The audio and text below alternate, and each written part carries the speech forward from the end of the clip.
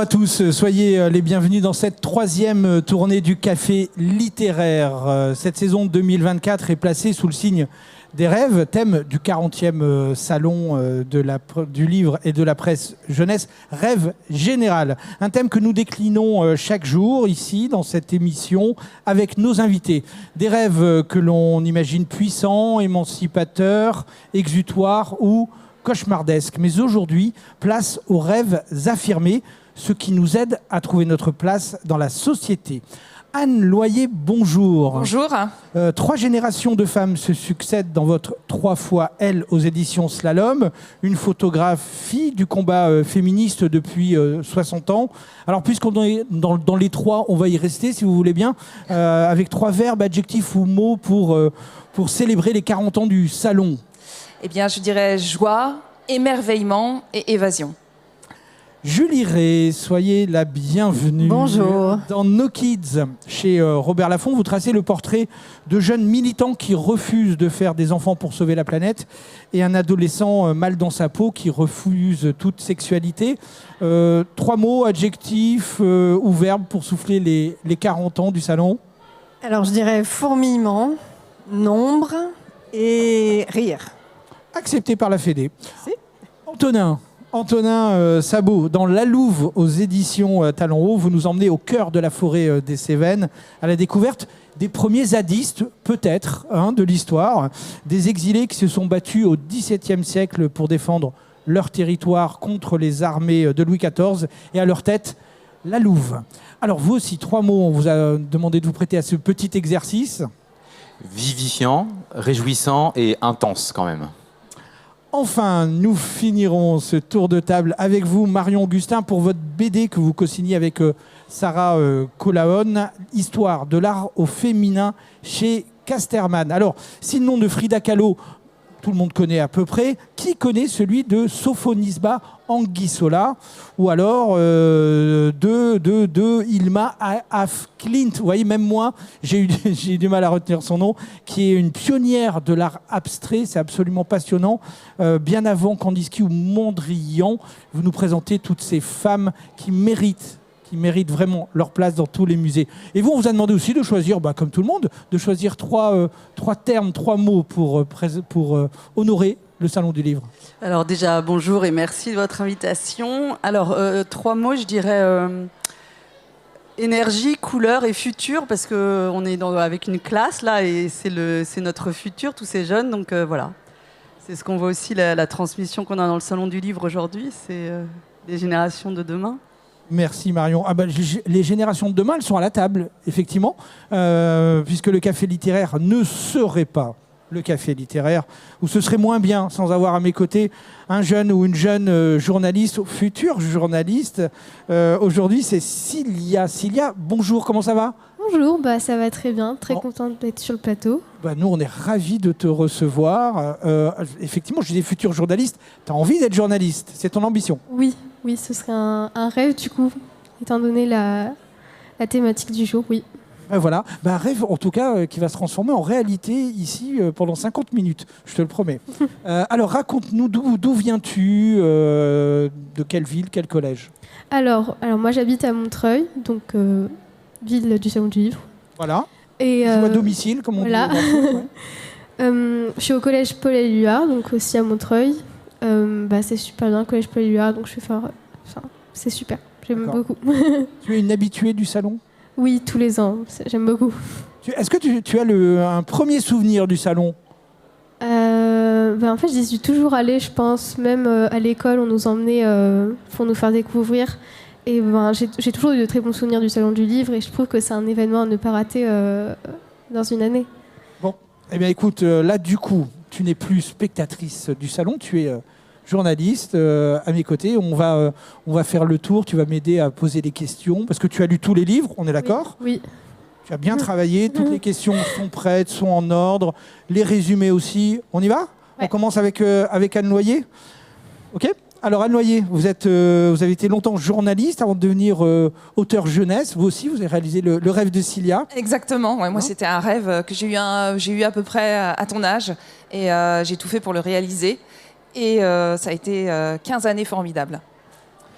Et puis vous êtes devenu auteur. C'est presque un parcours presque classique en tout cas pour des journalistes de devenir auteur. Il y en a souvent, beaucoup. ouais. Et vous avez plus de 80 romans à votre actif, c'est ça? Ça doit être ça. Vous les comptez fais plus. confiance. Vous les comptez plus. Plusieurs titres, alors spécifiquement écrits pour le public adolescent. Et 3 fois Elle. Du coup, c'est votre dernier roman ou il y en a un autre qui est sorti entre-temps? Non, c'est mon dernier roman ado, oui, tout à fait. D'accord. Alors, Cilia, tu nous fais le petit résumé? Alors, 3 fois Elle met en scène 3 générations de femmes d'une même famille. Donc Renée en 1972, elle fait ses études à la Sorbonne, rencontre Jean et tombe amoureuse, mais elle doit se marier avec lui à la suite d'un avortement qui a échoué. Sylvie, 20 ans plus tard, qui doit lutter contre sa mère pour pouvoir affirmer ses choix et ses rêves, qui sont de devenir mère et être coiffeuse. Puis Maxime, en 2022, qui s'engage pour l'écologie, qui mène un combat. Et dans l'histoire, c'est le trait d'union entre sa mère et sa grand-mère. Alors, qu'en as-tu pensé, toi? Est-ce que ça t'a touché, cette histoire? Alors, j'ai beaucoup aimé. Je trouvais que déjà, premièrement, les personnages sont super bien travaillés. Il y a beaucoup de détails qui sont apportés. Et ça crée un peu une proximité entre le lecteur et les personnages. Ça, j'ai beaucoup aimé.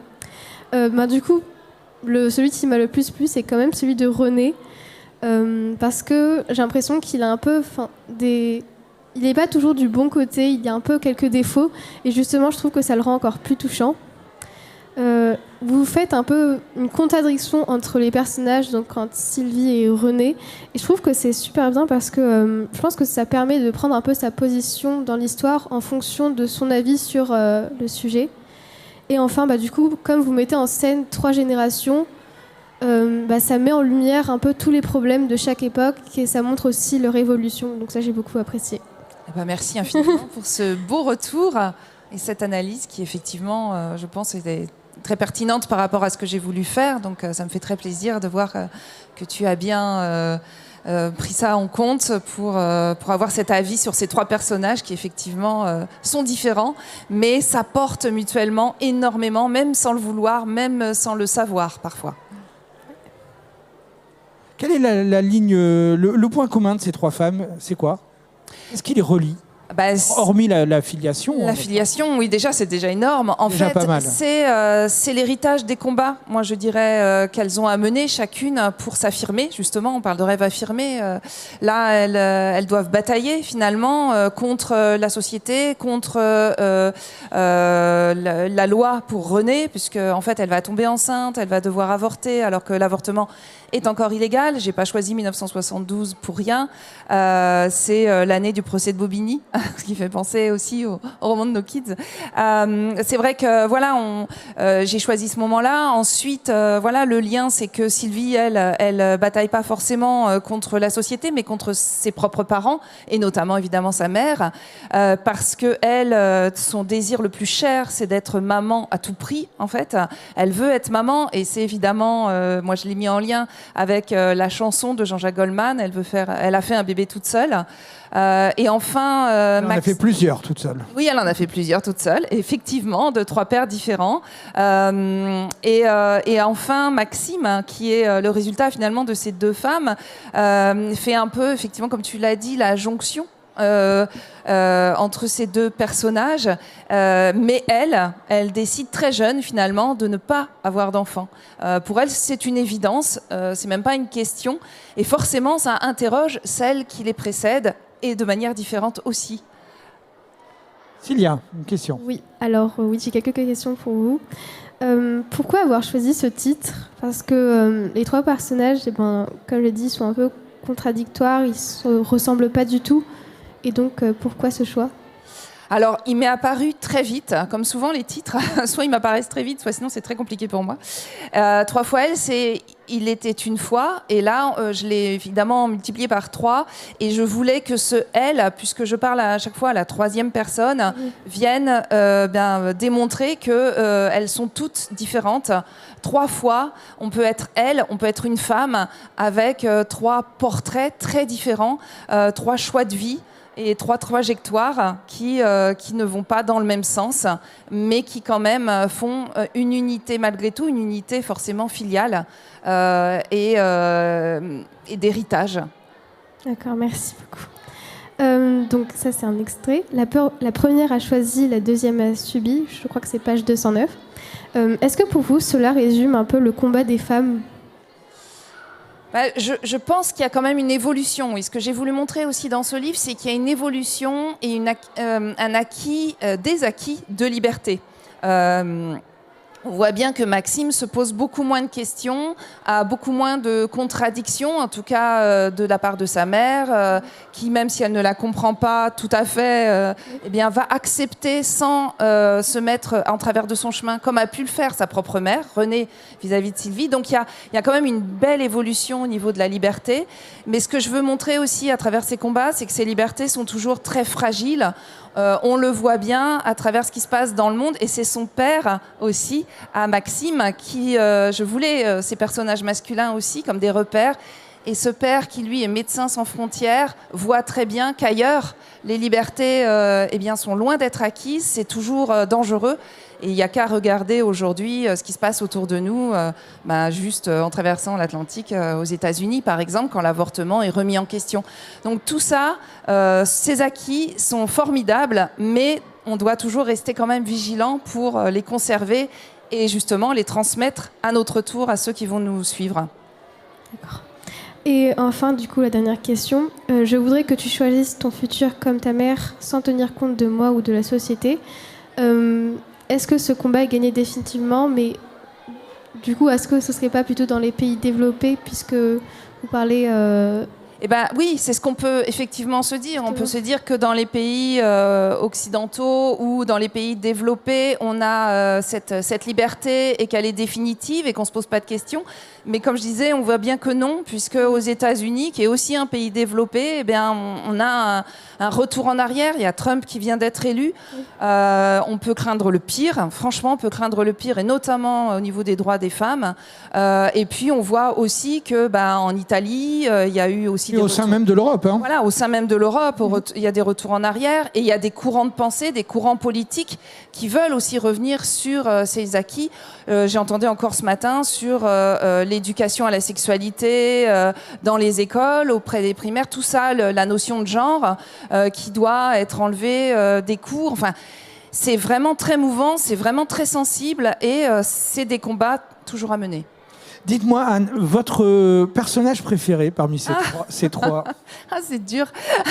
Ah oui, c'est pour ça que je vous la pose. Oui, bien sinon, ça serait trop facile. Bah oui, c'est trop facile. Je les aime toutes les trois. En fait, c'est vraiment des personnages, je trouve, qui sont forts, qui sont chacune dans leur époque, qui doivent se battre, qui doivent faire accepter leur choix. Et ça me touche infiniment.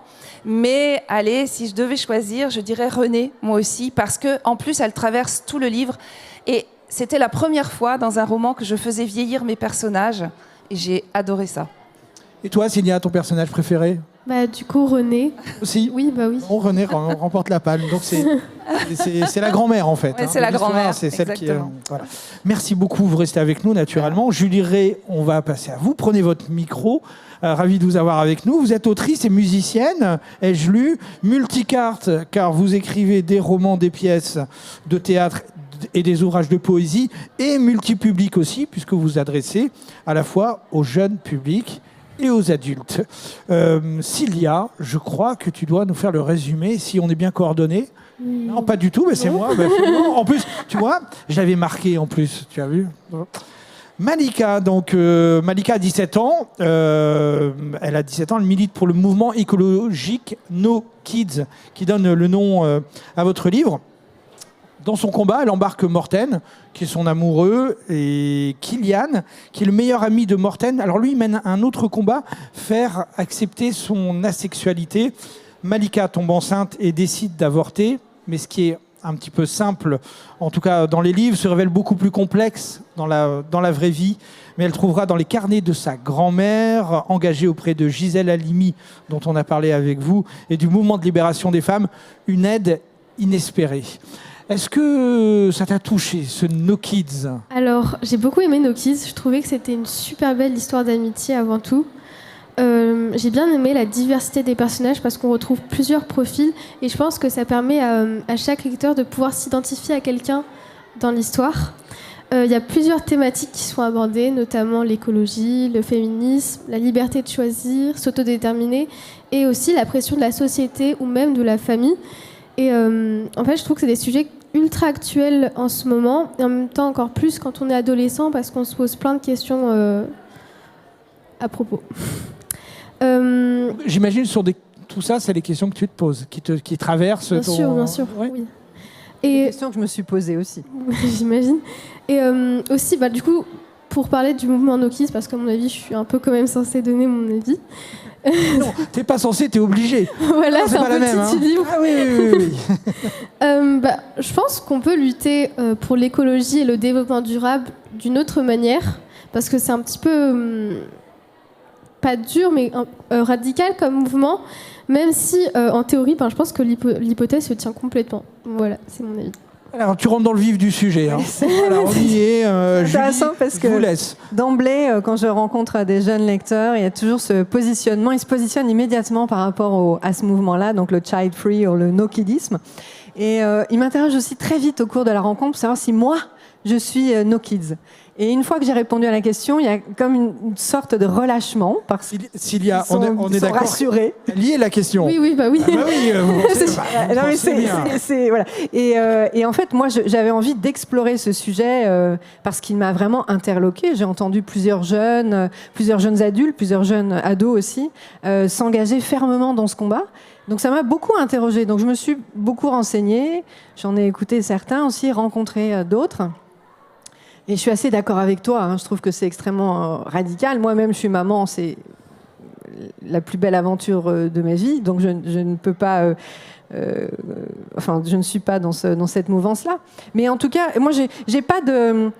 Dans le livre, je ne prends pas position. Je laisse les personnages évoluer par rapport à ça, leurs convictions idéologiques et leur propre histoire. Et Malika, elle vit une situation où elle est aux confins de ce frottement-là, de cette difficulté-là, entre son engagement très fort et le fait qu'elle est rattrapée par... le choix qu'elle fait d'avorter. Et c'est un long chemin. Je vais peut-être pas trop en dire parce que si tu as des questions. Mais l'idée, elle est formidable. Hein, de mettre une militante no kids qui tombe enceinte et qui se pose la question de l'avortement. Oui, alors c'est une trouvaille, et puis là, du coup, les champs de réflexion sont largement ouverts et infinis. Oui, et puis il y a aussi la confrontation générationnelle, parce qu'il y a des adultes aussi, on s'est dit, hein, il y a beaucoup d'échos entre nos deux livres, et il y a la maman de Morten, qui clairement comprend rien à cet engagement du No Kids. Et puis effectivement les carnets de Rafia qui ressemblent, je pense, à René un peu. Malika retrouve les carnets de sa grand-mère qui raconte tout son engagement auprès de Gisèle Halimi et donc toutes les grandes étapes du mouvement de libération des femmes, commencé en tout cas avec le droit à l'avortement, puis même avant.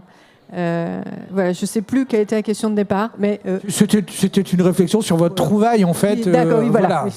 Une trouvaille littéraire, mais qui pose des questions du coup vraiment philosophiques, profondes et qui nous embarquent vraiment dans ce questionnement. Avoir ou pas d'enfants pour sauver la planète. Cilia. Du coup, moi, je voulais savoir comment vous est venue l'idée d'écrire justement un livre sur ce mouvement. Eh bien, deux choses. D'abord parce que j'ai entendu une fois une interview à la radio d'une jeune fille qui était vraiment qui affirmait ce mouvement-là. J'en avais pas entendu parler, donc ça m'a interpellée. Et puis j'ai commencé mes premières recherches au moment où Trump est première fois élu et qui commence à dire, à faire en sorte que le droit à l'avortement dans certains États aux États-Unis soit interdit. Et je me suis dit, là, il y a une question essentielle, centrale, en tant qu'autrice, en tant que femme aussi. Donc j'avais envie d'explorer les deux. L'écriture d'un livre, elle part toujours d'un désir au départ, d'explorer.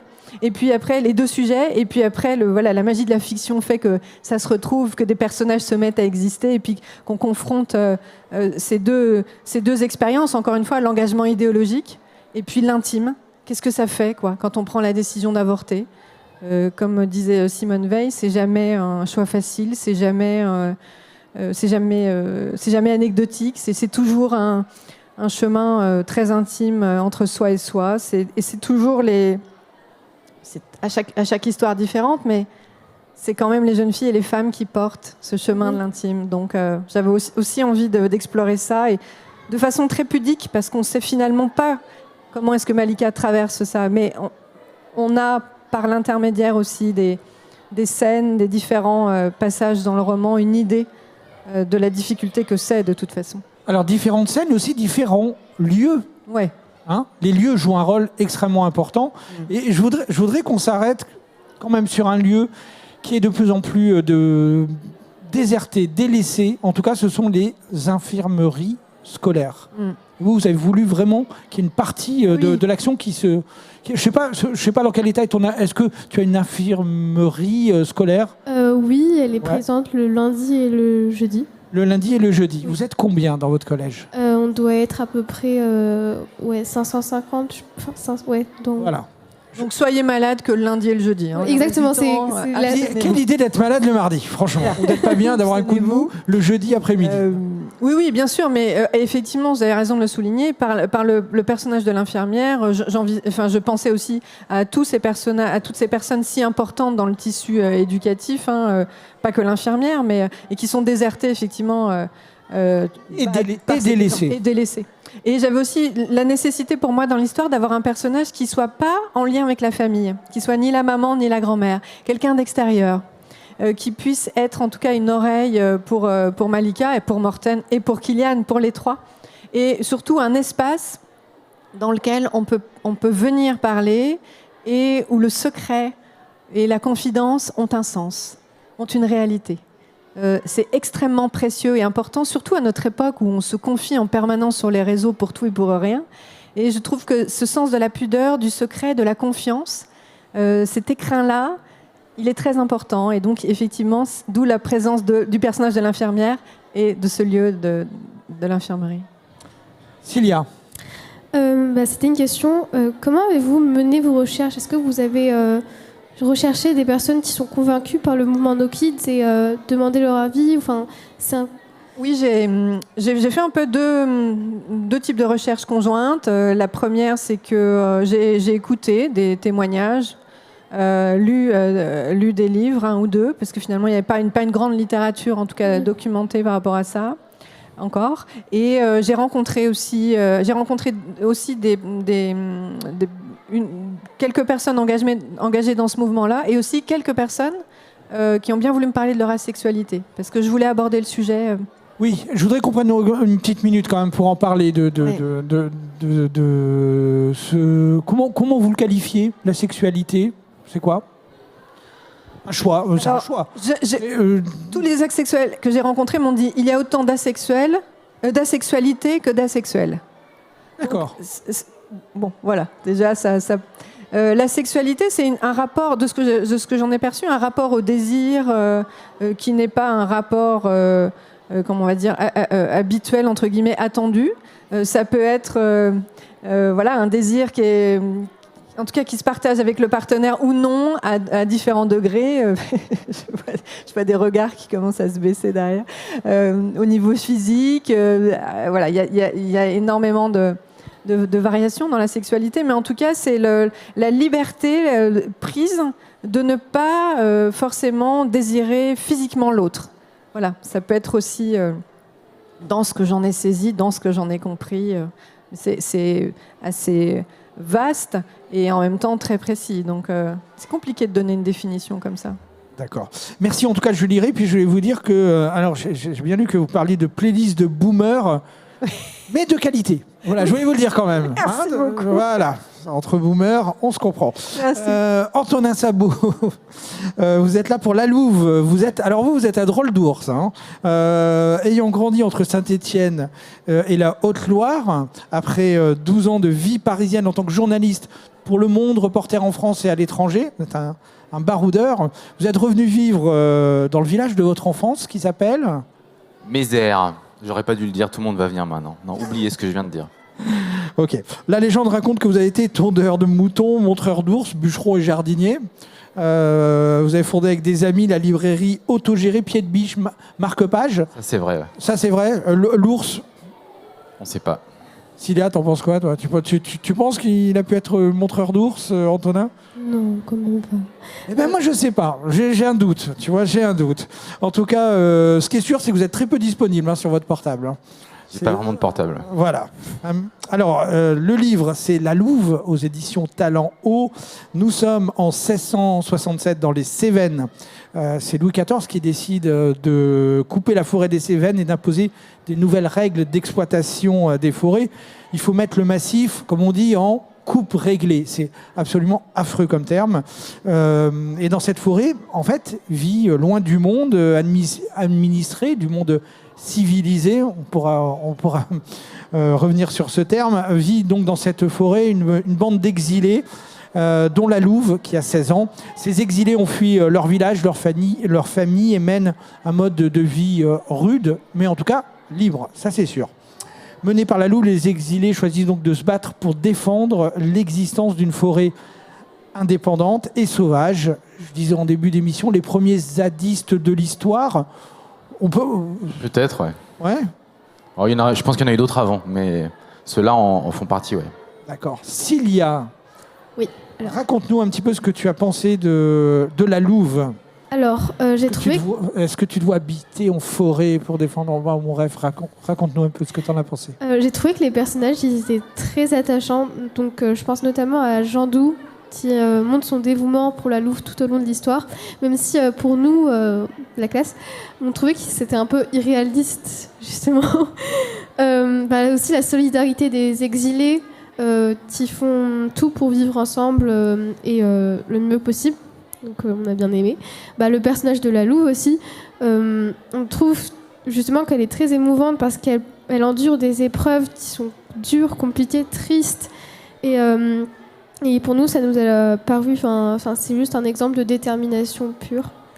On a beaucoup aimé votre style, parce que vous mélangez un peu des documents historiques, des poèmes, du vocabulaire de l'époque, et ça donne un résultat ultra réaliste. Notamment, du coup, les poèmes à propos. Je pense que ça permet au lecteur de pouvoir s'immerger dans l'esprit de la Louve et d'être encore plus proche que ce qu'on est déjà.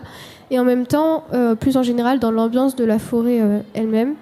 Et je pense que la Louve, c'est un peu une lecture qui nous oblige à nous questionner sur l'impact des hommes, sur l'environnement. Et en fait, on se rend compte que c'est pas un problème actuel, ça dure depuis longtemps. Voilà. Super, merci. Merci pour ta lecture. C'est une analyse. Lecture à tous, c'est super. Ouais. Alors, ta première question. Alors, pourquoi avoir mis en chaque début de chapitre des extraits d'ordonnances? Alors, donc il y a effectivement l'ordonnance qui est l'ordonnance de 1669, qui est le premier code forestier français, qui est souvent présenté, qui est encore vu notamment par les forestiers, les gens de l'ONF, comme le premier acte de préservation de la forêt française. Par exemple, on a reconstruit Notre-Dame de Paris il n'y a pas longtemps grâce aux arbres de la forêt de Tronçais qui datent de cette époque. Donc effectivement, cet acte a été un acte de protection. Mais quand on le lit attentivement, on se rend compte que c'est aussi un acte de police. Qu'en réalité, il y a énormément d'articles dans cette ordonnance qui sont des articles qui visent à récupérer la forêt et à faire partir les gens qui y vivent. Parce qu'en réalité, la forêt, à cette époque, et de tout temps, les forêts avaient été des lieux refuges et des lieux où des gens allaient vivre précisément quand ils n'acceptaient pas certaines lois, quand ils pensaient qu'elles étaient iniques, ou qu'ils ne pouvaient pas payer leurs impôts, etc. Et en fait, voilà, un des grands... Quand on lit, en fait, l'histoire est à double tranchant. Et quand on lit certains actes, certaines archives, on se rend compte que l'histoire qu'on nous raconte, l'histoire qu'on nous apprend, en réalité, souvent, elle est plus complexe que la première lecture, et qu'il y a souvent des choses à lire entre les lignes. Et c'est ça que je voulais montrer. Je voulais montrer que ces archives disent une histoire, et que le narrateur, peut-être, je ne sais pas si vous l'avez ressenti, raconte une autre histoire. Que les archives disent il ne faut pas couper la forêt avec des scies, par exemple, parce que c'est interdit, parce que ça peut être un acte de vol de bois, parce qu'on n'entend pas une scie, alors qu'une hache, on l'entend. Et en réalité, les gens qui viennent couper la forêt au nom du roi, en réalité, ils utilisent des scies. Et en fait, il y a plein d'actes de police qui disent qu'on a attrapé des brigands, etc. Et le narrateur raconte que c'est pas un brigand. Donc je voulais montrer que dans que par rapport à l'histoire, il y a plusieurs voies et qu'il faut avoir peut-être toutes les voies pour approcher un peu plus la réalité. Sur quoi vous êtes appuyé donc, pour mener vos recherches? Comment vous avez travaillé? Alors déjà, ce qu'il faut dire, c'est qu'en fait, ce livre, il est né de la conjonction de plein de choses. C'est-à-dire que je voulais écrire une histoire de gens qui vivent dans la forêt. Vous avez parlé de zadistes, c'était un peu quelque chose comme ça, mais peut-être un petit peu plus mystique, avec un peu de réalisme magique ou de choses comme ça. Mais en fait, j'ai cherché une forêt qui aurait pu fonctionner. Et c'est pas si facile que ça. Parce qu'en fait, les forêts aujourd'hui, elles sont découpées en plein de morceaux, elles sont plus petites. C'était difficile de trouver un endroit où où on pouvait trouver ça crédible que des gens soient cachés. Donc je suis remonté dans le temps et je suis tombé sur cette forêt, la forêt Sévenol du XVIIe siècle, qui était suffisamment grande pour qu'on puisse vraiment s'y cacher et y vivre reclus. Et j'ai oublié la question, excuse-moi. Vos recherches. Ouais. Et donc en fait, donc ça c'est la recherche purement historique. Ouais. Disons voilà qu'est-ce que je recherche. Et en fait, en tombant sur la période, je me suis rendu compte qu'en plus il y avait cette ordonnance qui tombait à cette époque-là. Donc je me suis dit c'est parfait, c'est exactement mon sujet. Et en même temps, j'ai lu un auteur qui s'appelle James C. Scott, qui est un anthropologue et qui a beaucoup travaillé sur la résistance à l'État. C'est-à-dire des gens qui refusent de vivre sous les lois de l'État. Parce qu'en fait, il explique que l'État, finalement, quelque part, en tout cas dans sa création, c'est juste une bande de brigands, mais qui ont mieux réussi que les autres, qui ont réussi à faire des taxes et finalement qui ont réussi à s'imposer et à continuer à imposer leurs taxes aux paysans notamment et à leur prendre leur argent pour nourrir les élites, etc. Et je me suis dit, en fait, ça correspond exactement, c'est exactement ce que j'ai envie de raconter. Donc voilà, c'est comme ça que j'ai fait mes recherches. Souvent, je lis pas mal de travaux universitaires et ensuite je me dis, maintenant j'aimerais bien en faire une histoire et le rendre plus accessible parce que c'est parfois des livres un peu difficiles. Donc en fait, cette histoire-là, c'est ça. Cilia ? De qui vous êtes-vous inspiré pour créer le personnage du docteur Legendre et qu'est-ce qui symbolise un peu au-delà de l'histoire pour vous? Alors, ce dont je voulais parler aussi dans ce livre, tout d'abord, c'est comment le pouvoir essaie de s'imposer à tous, même aux gens qui vivent à la marge. Donc ça, c'est la première chose, c'est le thème principal du livre, les forestiers qui viennent couper la forêt. Donc contre les parias. Et à l'intérieur des parias, il y a les parias des parias qui sont les femmes. Et la louve. Et la louve. En plus, les loups parmi les animaux, qui sont les parias parmi les parias que sont les animaux. Donc le docteur Legendre, c'est ça en fait, c'est la continuation du pouvoir de l'homme sur la femme. Alors, il n'est pas inspiré spécialement de quelqu'un, même si je pense qu'il y aurait beaucoup de candidats. Mais voilà, je voulais montrer ça, ce personnage qui est une institution qui prétend aider, alors qu'en réalité, il détruit, et il veut prendre, et il veut posséder, et il veut dominer. Donc, c'est ça, il représente en fait la science aussi, contre l'aspect un peu mystique de la forêt aussi. Ça fait aussi quasi des sorcières, quoi, ça fait aussi pour la partie louve. de l'histoire, notamment de la médecine, qui a été de récupérer une partie des savoirs et d'empêcher les femmes de le pratiquer. Ouais. Est-ce que j'imagine que ça vous interpelle ce qui se passe du côté de l'autoroute A69 pour revenir sur l'actualité. On voit bien, vous êtes proche un petit peu de ce qui se passe là-bas, vous suivez. Il faut expliquer, il y a des mouvements, justement, on parlait des zadistes, d'occupation, pour empêcher la construction de cette autoroute qui fera gagner quand même 20 minutes entre Toulouse et Castres. Alors je ne suis pas particulièrement la 69 parce que c'est un peu loin de chez moi, mais moi j'en ai une juste en bas de chez moi. Alors c'est pas une autoroute, c'est une nationale, la nationale 88. Voilà, c'est un projet qui a plus de 30 ans. C'est un projet à 250 millions d'euros pour 11 km. Donc je pense qu'on est encore plus fort que la 69. On va couper des montagnes en deux pour gagner, nous, 2 minutes. Donc oui, je suis assez proche de ces... C'est pas mal quand même, 2 minutes. 2 minutes, c'est vrai que c'est déjà... Vous pouvez pas cracher sur 2 minutes de temps gagné quand même. Ouais, c'est vrai. Donc oui, je m'en sens proche. En fait, moi ce qui m'intéresse, c'est de dire...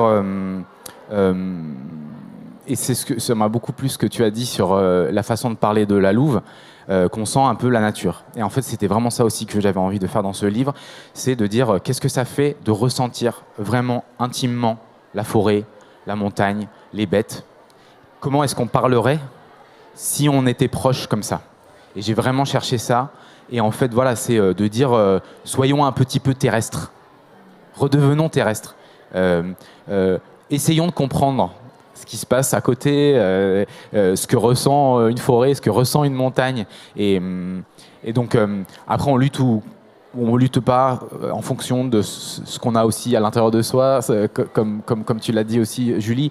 Mais en tout cas, il faut connaître ces choses-là, il faut les ressentir. Et après, en fait, je pense qu'on n'aura presque plus besoin de lutter parce qu'à ce moment-là, on arrêtera de détruire.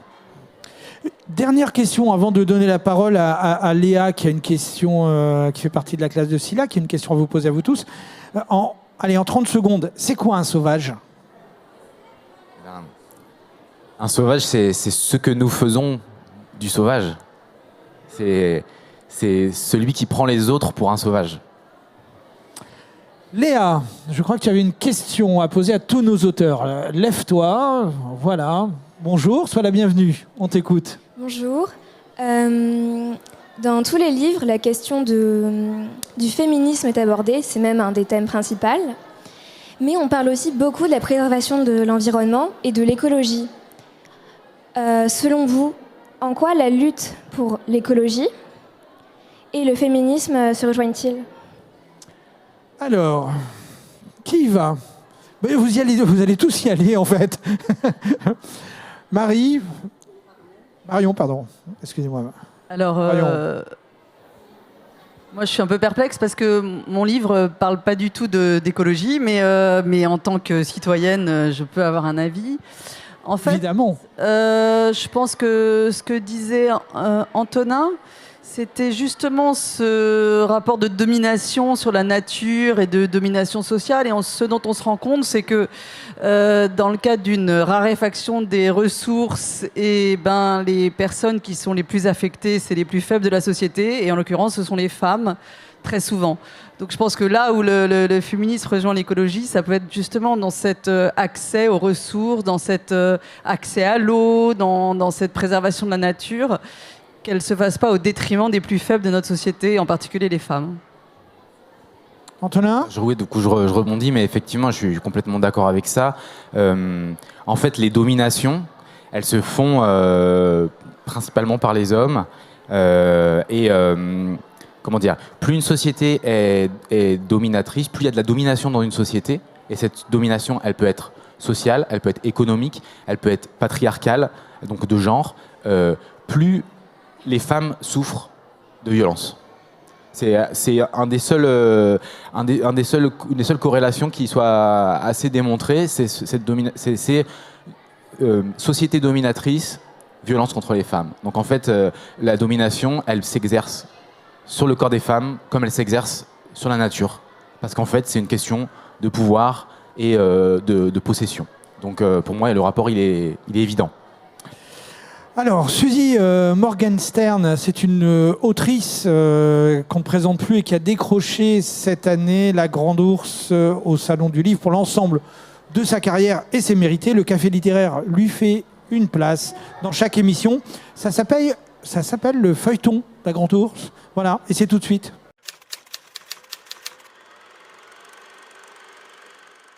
J'ai tout lu en secret parce que ma mère n'aimait pas nous voir lire. C'était l'équivalent de jouer aux jeux vidéo à l'époque. C'était une pure perte de temps. Ma mère me disait toujours que j'allais devenir aveugle, que je perdais mon temps, que je ne trouverais jamais un mari parce que les hommes n'aiment pas les intellectuels. Alors, je me cachais pour lire. Je me cachais dans l'armoire. Je volais des livres de mes grandes sœurs. J'ai pris ce livre, Marjorie Morningstar. Et comme vous savez, je m'appelle Suzy Morningstar parce que Morgenstern, c'est Morningstar. Et quand j'ai lu ce livre, j'ai commencé à écrire mon nom sur tous mes cahiers. J'étais au collège. Cahier Suzy Morningstar, Suzy Morningstar, Suzy Morningstar. Et le jour où j'ai rencontré mon mari, il m'a donné le nom que je me suis donné moi-même et je n'arrivais pas à croire. J'ai vu mon mari à travers un grand resto-U. Je suis allée tout droit vers lui et je me suis assise en face de lui et il m'a donné son nom, Jacques Morgenstern. Et c'était déjà le coup de foudre, mais le fait qu'il m'ait donné le nom que je m'étais donné, c'était incroyable.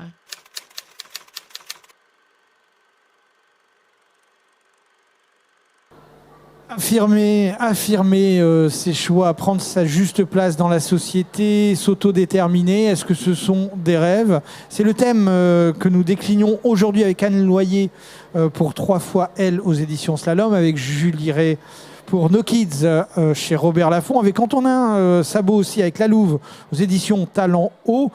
Et nous allons maintenant nous arrêter avec vous, Marion Augustin, à ces femmes artistes pour l'histoire de l'art au féminin chez Casterman avec Sarah Colahon. Est-ce que tu veux bien nous résumer un petit peu cette BD qui, je crois, t'a bien plu, et moi aussi, je t'avouerai. Alors, c'est l'histoire de Ben et Jo, qui sont des adolescents à la recherche d'artistes femmes, mais qui n'en trouvent pas. Et donc, c'est Athéna et Apollon qui vont les guider à travers le temps pour leur faire découvrir toutes ces artistes qui ont été oubliés par notre société.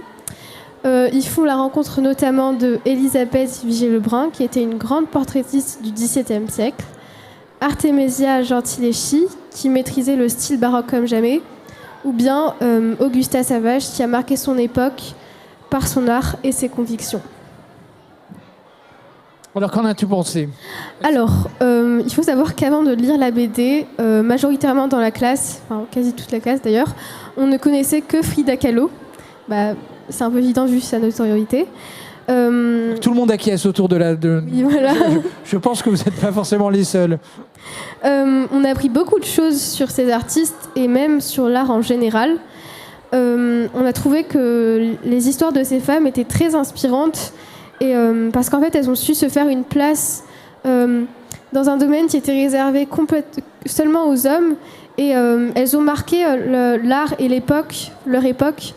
Et pourtant, elles ont quand même été oubliées suite à leur décès ou alors peu après. Et c'est un peu triste aussi quand on s'en rend compte. Je trouve aussi que le fait que ce soit une bande dessinée et pas un roman ou autre, c'est mieux parce que du coup ça permet au lecteur de savoir de quoi est-ce qu'on parle, parce que peut-être que tout le monde n'a pas accès au musée ou à internet, etc., pour pouvoir effectuer des recherches, et donc on sait de quoi est-ce qu'on parle et on sait de quelle œuvre magnifique on parle. Et donc en conclusion, je pense que de toute la classe on a vraiment apprécié ce livre, voire adoré. C'était super. Merci. Que dire En fait, tu as résumé. Un mot m'a beaucoup plu dans ton résumé, c'était inspirante. Et il y a un élément que sur lequel je voudrais insister, c'est effectivement la réalisation de son rêve, de son envie, en fait, que ce soit pour les filles et pour les garçons. Je pense que c'est un élément très puissant de tous nos livres, et en particulier là, c'est des exemples très concrets, en fait, de femmes qui ont existé, qui ont été s'affirmer, en fait, dans leur création, dans leur sensibilité, dans leurs envies, malgré tous les obstacles, effectivement, qu'il y avait pour une femme. Là, alors mon livre commence à la Renaissance, mais à partir de 1400-1500, de s'affirmer. Et par rapport à tous nos livres, je voudrais dire aux garçons qui sont dans la classe de ton collège, mais aussi à tous les garçons, c'est que c'est pas du tout des histoires contre les hommes. En fait, c'est avec les hommes, et c'est grâce, en fait, aussi à des soutiens qu'elles ont pu réaliser leurs rêves. Donc c'est vraiment ensemble, c'était un père, un frère, un mari. Un mari sculpteur ou peintre qui décide d'arrêter sa carrière, par exemple. Voilà, ou des mécènes, ou des gens qui font confiance aussi. Donc c'est aussi un ensemble. Alors voilà, c'est ça aussi qui est important, c'est que c'est ensemble qu'on avance. Vas-y, Cilia. Alors, vous avez écrit 2 bandes dessinées un peu sur le même style, donc l'art en bande dessinée. Est-ce que justement, c'est pendant l'écriture de ces livres que vous est venue l'idée, et vous avez remarqué l'absence des femmes, et que vous est venue l'idée d'écrire l'histoire de l'art au féminin? Oui, tout à fait. En fait, j'avais écrit l'histoire de l'art en BD pour Casterman. Alors, c'était de la préhistoire à nos jours. Et en effet, quand on fait une histoire de l'art en bande dessinée, en 2 tomes rapides, on choisit, on est obligé de sélectionner des artistes.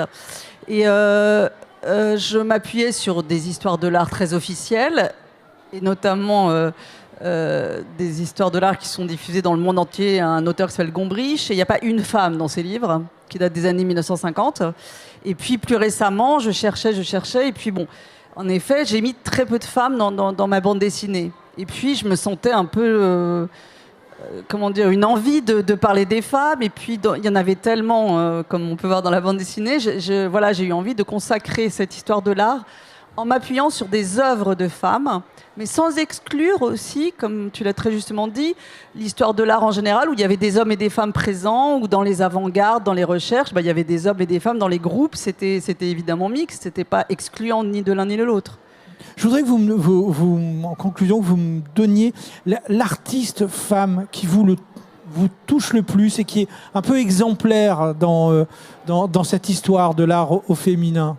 Alors, c'est pas retenir une, mais en tout cas une qui est plutôt emblématique. Ce que je trouve important, en fait, dans l'histoire de l'art au féminin, c'est de ne pas retenir les femmes dont la vie a été exceptionnelle, mais des œuvres exceptionnelles. Parce que tout le monde connaît Frida Kahlo parce qu'on en a fait une espèce d'icône pour sa vie, et sa vie est extraordinaire. Et sa résilience contre sa souffrance, etc. Mais en fait, peut-être qu'on ne connaît pas assez son œuvre.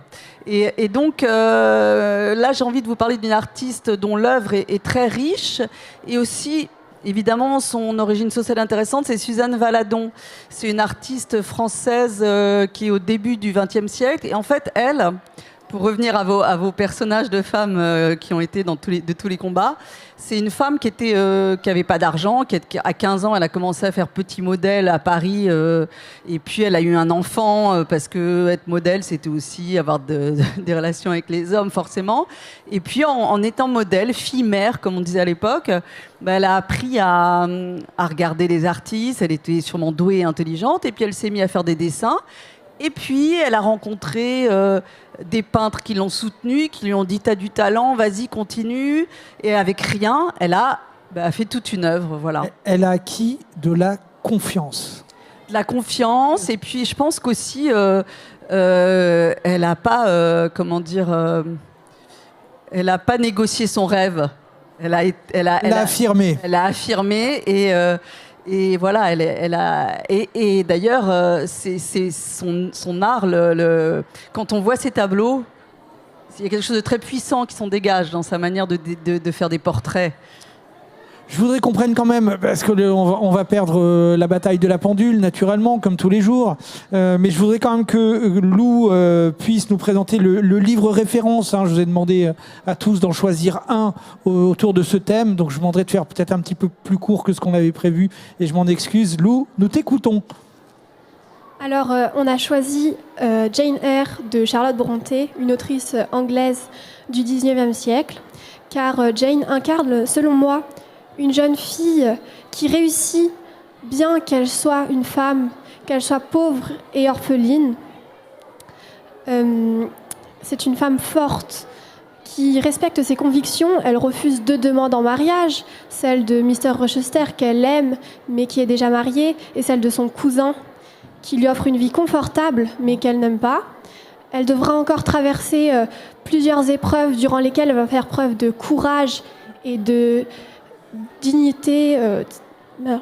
Voilà, en tout cas, c'est votre choix. C'est un bon choix, je trouve. On est, je vois les yeux qui s'illuminent. Ah oui. Anne, on vous écoute. Alors moi, j'ai choisi Badjens. C'est un livre assez récent, en fait, de Delphine Minoui, qui est une franco-iranienne et qui parle de ce mouvement. Donc là, on est vraiment dans l'actualité, Femmes, Vie, Liberté. À partir d'une photo d'une jeune fille qui enlève son voile, elle va partir en flashback pour raconter toute l'enfance et la jeunesse de cette jeune fille, aussi en vers libre. Donc c'est un roman, je trouve, qui est très abordable et qui raconte magnifiquement un combat d'aujourd'hui, un combat essentiel. Julie ? Alors moi, dans la continuité de mon travail documentaire, enfin de recherche documentaire, j'ai beaucoup lu Gisèle Halimi et j'ai notamment lu ce livre avant de commencer à écrire No Kids, histoire de pas dire trop de bêtises. Et voilà, et c'est un livre que j'ai beaucoup annoté. Ouais, c'est un vrai livre de travail. D'ordinaire, c'est sacré, mais lui, il a connu quelques petites ratures, quoi. Antonin ? Je vous ai amené un livre un petit peu abîmé. C'est ma maman qui me l'a mis dans les mains. Alors qu'elle disait qu'elle lisait pas de science-fiction. Et moi, j'en lisais beaucoup. Et des fois, elle pinçait un peu le nez. Et en fait, elle m'a mis ça dans les mains. Et c'est de la science-fiction. Mais c'est de la science-fiction pas du tout conventionnelle, pas du tout viriliste, qui ouvre des possibles. Et je pense que c'est très fort aussi quand les livres ouvrent des imaginaires nouveaux. Marion. Alors moi, je vous ai amené Journal d'une suffragiste d'Hubertine Auclair. Alors Hubertine Auclair, c'est la première qui a utilisé le mot féminisme pour désigner les femmes et les hommes qui combattaient pour les droits des femmes. Et donc son journal, il a été perdu puis redécouvert par une historienne qui le présente là. Et donc elle raconte tout cet itinéraire qui parle aussi, comme vous le disiez, Cilia, de l'invisibilisation et comment les archives des femmes se perdent et donc on oublie leurs travaux, leur histoire, leur existence. Et donc c'est à la fois, elle, un récit de combat très puissant, elle n'a jamais non plus lâché son rêve d'affirmation, et puis une histoire aussi de chercheurs et de chercheuses d'aujourd'hui. Voilà. Alors, allez, d'autres rêves affirmés, d'autres livres, d'autres gourmandises à se mettre sous la dent, c'est la sélection Qui bouquine. Petit florilège de titres à découvrir sur Qui bouquine autour des rêves affirmés. Des femmes guettant l'annonce de Fedwa Misk et Aude Massot aux éditions Sarbacane. Filles, femmes, liberté, elles font changer le monde de Rebecca June et Fimo Abadia aux éditions Rue du Monde. Nos corps invisibles de Christine Ferré-Fleury aux éditions Scrinéo.